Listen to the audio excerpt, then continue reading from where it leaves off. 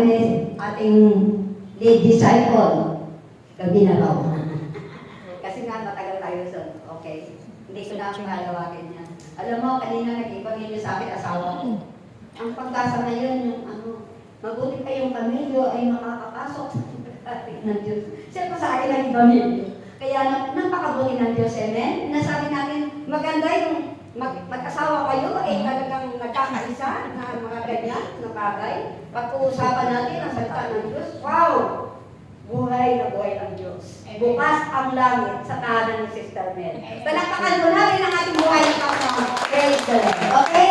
Dumako na po tayo sa unang kapayagan. Mula sa Espiritu Santo, sa panalangin papuri, binibining Julian K. Rodriguez na dito, at sa interpretasyon mula sa Espiritu Santo ng ating lead, my second universal disciple, Tess Juan Ila. Palakpakan po natin ang ating buhay ng Panginoon. Praise God.